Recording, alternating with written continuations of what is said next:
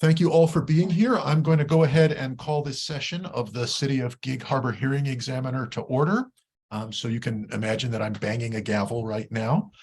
For the record, today is December 6th and the time is 1:34 p.m.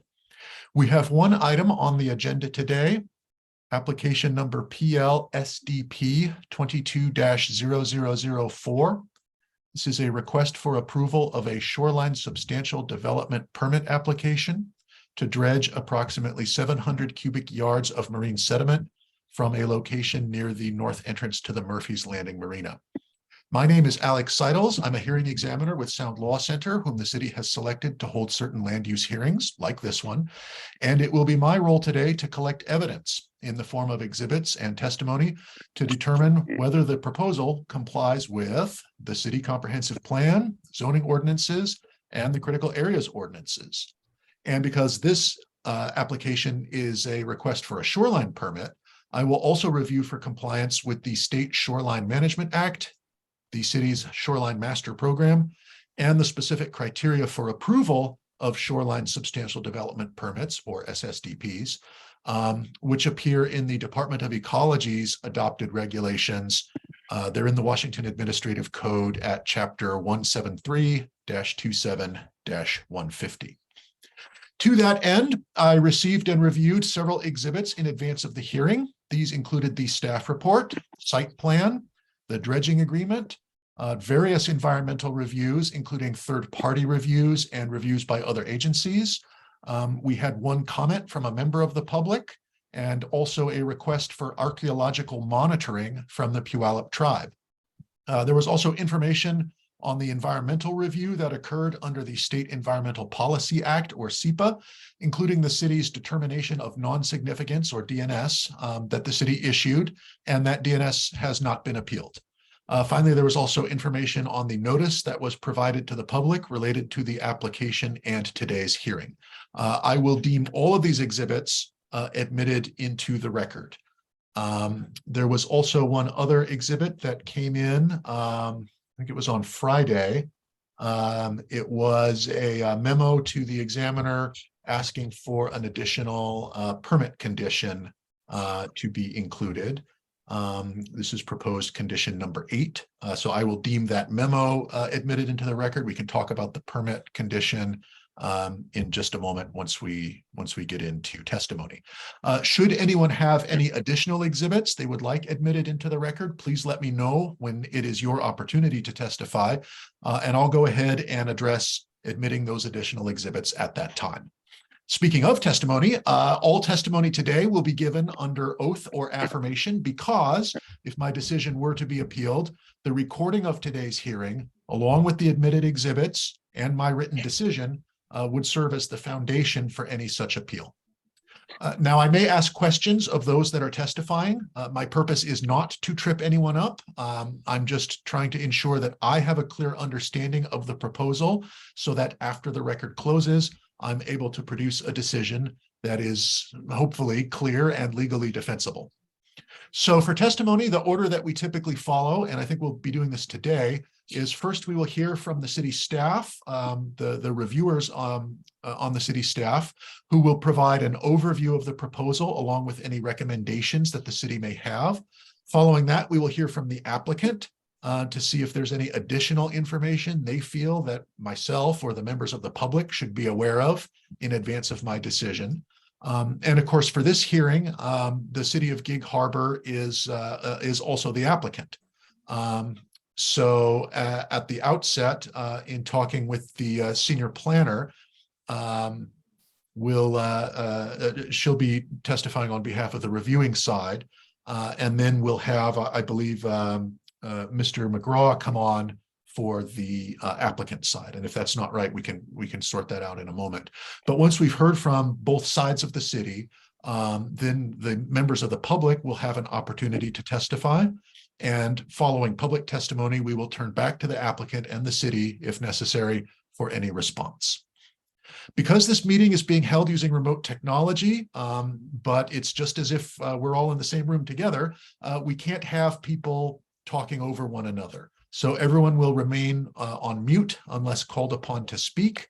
And you can wave at your camera or use the raise hand function if you'd like to testify and it looks like I'm going to overlook you somehow. Everyone wishing to testify will have an opportunity, but just like at an in-person hearing, there can't be any interruptions and there won't be question and answer sessions. There won't be multiple opportunities to speak for members of the public. With all that, I think we can get started. So, Ms. Bolster-Grant, it's my understanding that you will be testifying first for the review side of the city. So let's go ahead and unmute you and let's get you sworn in. Please raise your right hand if you would. Thank you. Do you swear or affirm to tell the truth in the testimony that you give here today? I do. Thank you. Can you state and spell your name for the audio recording and explain your role at the city, please? You bet. My name is Robin Bolster-Grant. That is R-O-B-I-N. Last name B-O-L-S-T-E-R-G-R-A-N-T. And I'm a senior planner for the city of Gig Harbor. Okay, thank you very much, Ms. Bolster-Grant. Why don't you lead off with a brief overview, if you would? You bet. Thank you and good afternoon. The Murphy's Landing Marina Navigation Channel Dredging Project entails dredging approximately 700 cubic yards of sediment from an area roughly 8,000 square feet in size. And this location is just north of the Murphy's Landing Marina in Gig Harbor Bay. The dredging operation would facilitate the continued operation of the marina by removing accumulated sediment, and which threatens to impede the boat traffic in and out of the marina. Pursuant to the dredging agreement, which is included as Exhibit D in the packet, the city has assumed the role of designing and permitting this project. The site is located largely in waters under the jurisdiction of the state.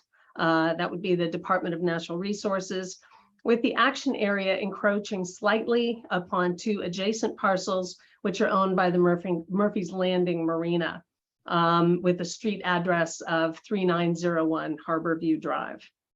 The portion of the project within the state's jurisdiction is not governed by Gig Harbor zoning or land use designations, but the two adjacent privately owned parcels are zoned both waterfront commercial with a waterfront land use designation.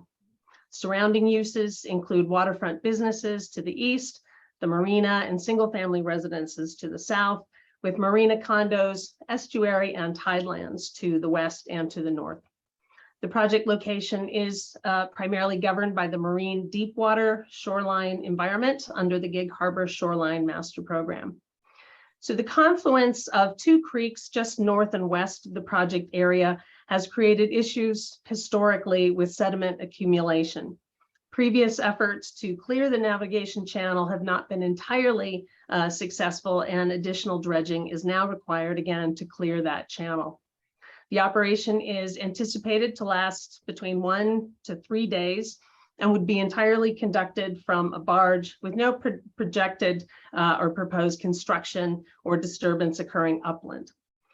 A biological evaluation was originally submitted with the application. In response, staff received comments from a representative of the Puyallup tribe voicing concern about the adequacy of that evaluation. And so in response, a habitat assessment and management plan was prepared and submitted, also in compliance with the Shoreline Master Program.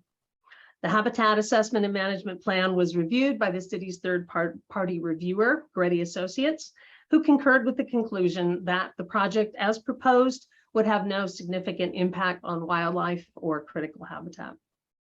The project, again, as proposed, complies with the Gig Harbor Municipal Code and Comprehensive Plan as it facilitates the ongoing marina use, which is authorized by the zoning and land use designations, as well as the Shoreline Master Program. This project has also been designed to incorporate best management practices, such as a spill prevention plan, adherence to the Army Corps of Engineers terms and conditions, testing and proper disposal of all sediment that is taken out of the bay. Those best management practices are incorporated into the scope of work and will serve to mitigate against any potential negative environmental impacts. Because of that, we did not find any additional mitigation measures were required, and the city has therefore issued that determination of non-significance.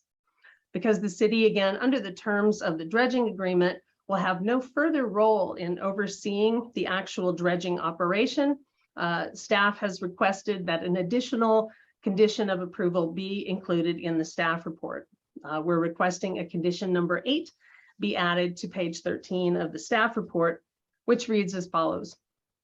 Prior to the start of construction, a meeting shall be scheduled to include the City of Gig Harbor, the dredging contractor, representatives from Murphy's Landing Marina, the Puyallup Tribe representative, the Department of Ecology, and the Department of Natural Resources, subject to availability. Based on that pre-construction meeting, city staff may be required to be present on site during some or all of the dredging operations as needed. And so the purpose of adding this condition is simply to ensure that everyone is aware of their obligations to comply with the other conditions of approval. Again, because we will not have any other permitting authority, we just want to make sure everyone is clear and working off the same page. Staff recommends approval based on the conditions as amended of application PL-SDP-22-0004 and PL-SEPA-22-0010. That concludes my staff report. Again, the project engineer for the city, Marcos McGraw, is available to add or correct any representations made in my presentation. And if there's nothing else to add, that will conclude the applicant presentation as well. We're available for questions, of course, and clarification. Thanks so much. Thank you, Ms. Bolster-Grant. That was a great summary, and you even anticipated some of the questions that I was going to ask, so that'll speed things along here. I do have one. It might seem a little bit nitpicky. In the staff report, it says that notice of the application was published in the Peninsula Gateway, but the noticing exhibits indicate that it was published in the News Tribune. Am I following all this correctly, or what's the story with the notice of the application? I think that you're correct. It was the News Tribune. Cindy, can you verify that for me? And I apologize for the. No worries. Yes, it was published in the Tacoma News Tribune, and it was probably a typo. In past practices, we had published through the Peninsula Gateway, and we have since switched over to the Tacoma News Tribune. So that is our current local paper. Okay. Ms. Andrews, since you answered the question, can I go ahead and swear you in after the fact? Sorry about that. Do you swear or affirm that all of the testimony you will give today and already gave just a moment ago shall be the truth? That is correct. That is the truth, I swear. Thank you. And can you spell your name for the audio recording? Cindy, C-I-N-D-Y, last name Andrews, A-N-D-R-E-W-S. And I'm the planning technician. I'm sorry. Planning technician. Thank you. Yes, okay. planning. Very good. Thank you. That clears it up. I was sure there was going to be some straightforward explanation like that. So thank you, Ms. Andrews, for saving the day.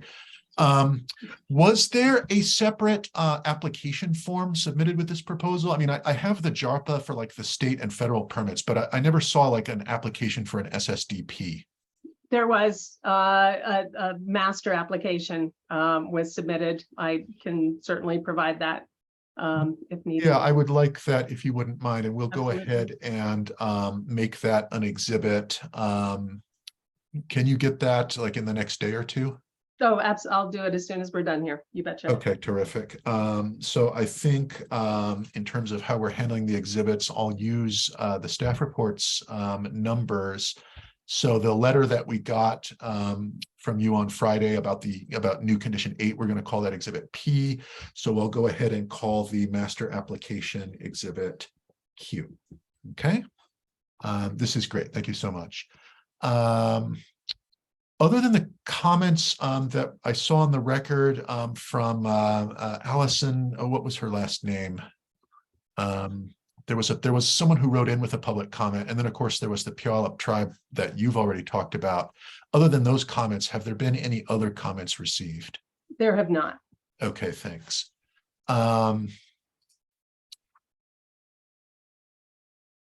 And in terms of the text of the proposed conditions, let me get this up here in the staff report. It was condition number 2, I think it was. Let me take a look. Yeah, so condition number 2, which is on page 12 of the staff report, Exhibit A, it says the Department of Ecology guidelines provided in letters dated October 21, 2022, and then it just tapers off. Presumably that's a reference to the other Department of Ecology guideline, which we have in Exhibit N. So if I look at Exhibit N, I do indeed see a Department of Ecology comment dated October 21st. I also see a Department of Ecology comment dated November 2nd. So I assume condition number 2 should reference both of those guidelines and then say something to the effect of do whatever those guidelines say. Is that right? Correct. Okay, great. So I'll just redraft that when I do my written decision. There's no need to like rewrite the staff report or anything like that. Thank you. Thanks for catching Let me that. just take a look at what they say in the November 2nd guideline.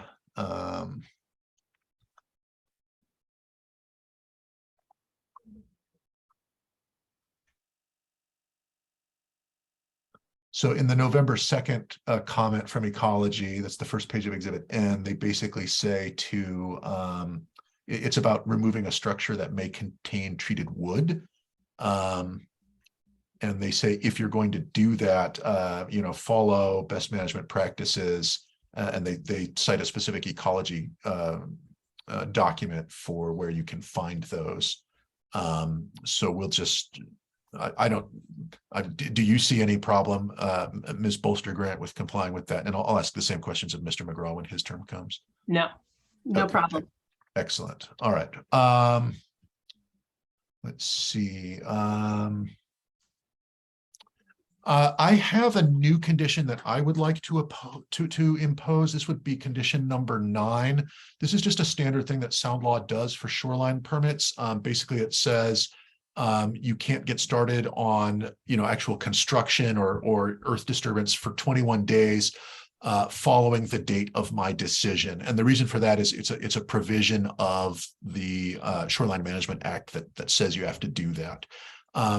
Would you have any objection, Ms. Bolster-Grant, to me writing in a 21-day pause after the date of my decision? Not at all. Okay, great. So that'll be I'll call that condition number 9 in the written decision.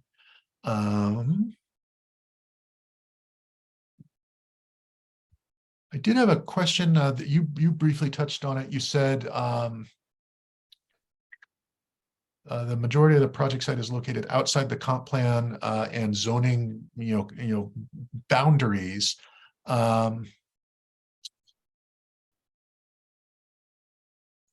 But looking at like the zoning map, there's like Gig Harbor, like the water body that's just not zoned at all. And then there are these like parcels there in white on the map that just say no zoning. I assume those are the parcels that we're talking about. Partial, yeah. So one of the parcels that is owned by the marina, and I can pull up that number, straddles. Part of it is, and I don't know the history or how it became to be that way, but part of it straddles the city jurisdiction and the DNR, the state jurisdiction. Right. And I believe, I don't want to guess. It's definitely in the staff report. I'm going to say it's parcel 022-106-8028. It's completely waterward of the shoreline and touches the city, but is primarily in that state jurisdiction that's not governed by our codes.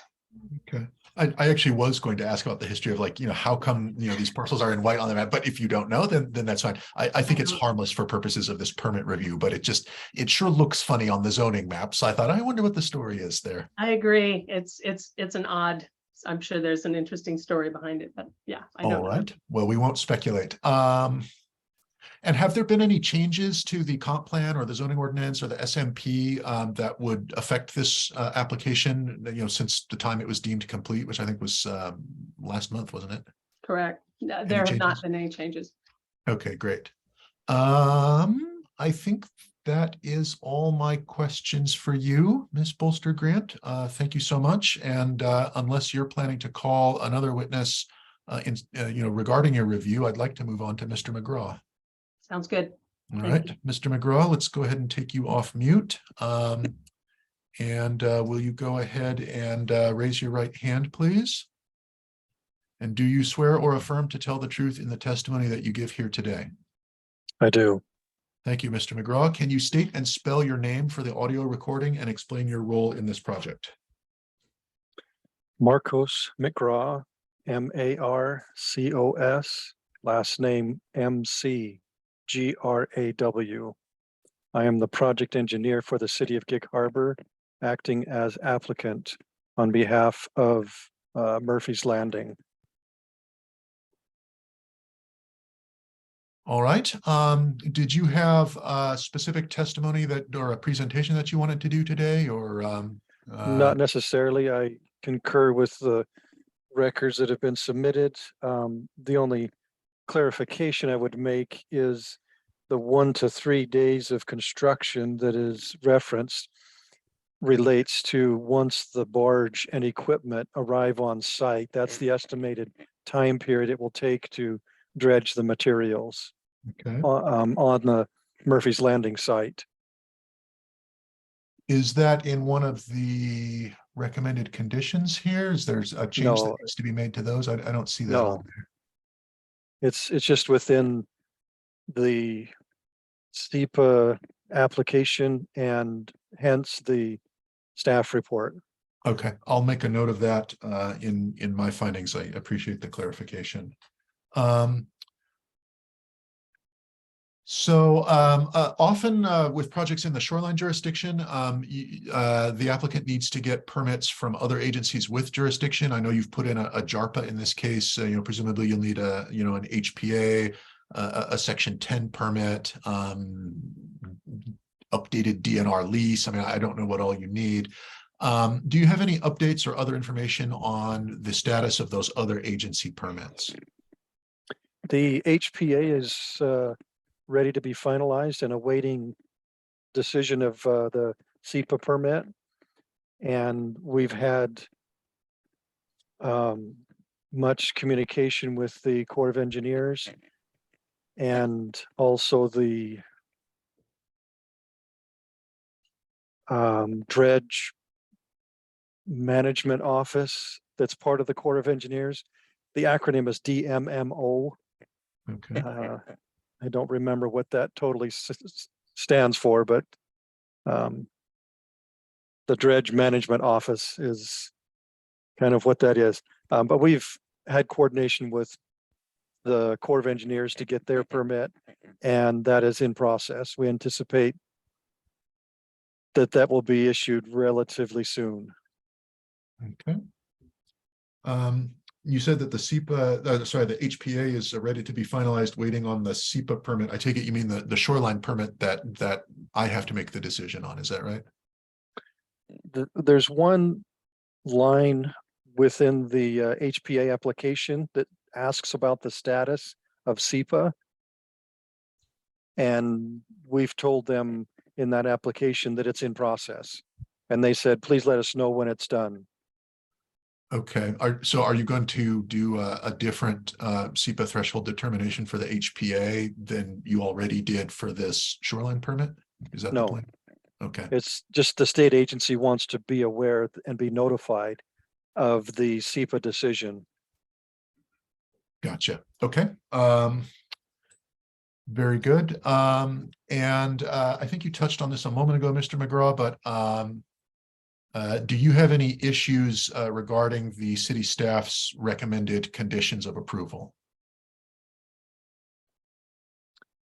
No, I don't have any concerns. Most of them are standard protocol for this type of work. Did you have any concerns with my proposed condition number 9, which is that under state law, you have to wait 21 days after your shoreline permit before you actually do anything? I understand that it's required by state law, and I anticipate that it'll be at least that long by the time we get the Corps of Engineers permit issued. So I bet you're right. Okay, all right. Thanks, Mr. McGraw. I don't have any questions for you. Do we have any members of the public who may wish to testify? Mr. and Mrs. Rogers, I see you guys on there. Are you interested in testifying today? Yeah. All right. And with that, I have no further questions or anything for any of the city staff. I thank you all for taking time out of your day to come here and walk me through this. I think I have what I need to issue a decision on this application. I will get that out to you as promptly as I can, certainly before the holidays, kind of shut everybody down. All right, well, I think that will do. Let's go ahead and close the record, and we will adjourn for the day. Thank you all again. Thank you. Thank you very much, Mr. Herney family. You're welcome. Bye, everyone. Bye-bye. Oh, Oh, Mr. Reeves? I was gonna say if Robin wanted to stay on for just a moment with Alex and I, everyone else can go. I just was gonna introduce myself. I have not met Robin, and Andrew Reeves, and the normal hearing examiner, and I just wanted to say hello, but this has nothing to do with this project. This is totally unrelated. I just wanted to introduce myself. That works for me. Wonderful. We'll hang out. Okay, and Cindy, you're welcome to stay, or you can kick it over if you want. This will just be a sec, but sorry. I'll go ahead and Okay. kick it over to Robin, and then Robin can, if I can, if it will let me. And then I will I'll let Robin close it out when everybody's all done. How about that? Perfect. Got Thank you it. so much. Thank Cindy. you. Have a wonderful holiday, everyone. You too. You as well. And there you go, Robin. And Connor, who's an attendee, Connor, you're welcome to leave if you so desire. I know she's doing other work as well, but you're welcome to join us too. But I'm I'll gonna go not ahead and let turn off, you. I'm gonna turn off the recording as well. Oh, I'm sorry. I thought it was off. Oh, man. No, I just realized. Good. it's People are like, gonna oh, see Good thing I me in didn't say my anything weird. Yeah. non-hearing examiner outfit. I'm a real person. Who's Don't that let guy anyone with the know. hat? Good night, everyone. Thank you. Thank Good you, night. Thanks, Cindy. I was also shocked the first time I saw Andrew Reeves in a baseball hat because I knew him when I was a litigator. So Oh, I just Yeah, assumed he wore a suit and tie all the time. Yes. Oh. I coached Mr. Seidels. I guess we're still recording. If we could not record, that would be Oh, geez. preferable. yeah. Yeah,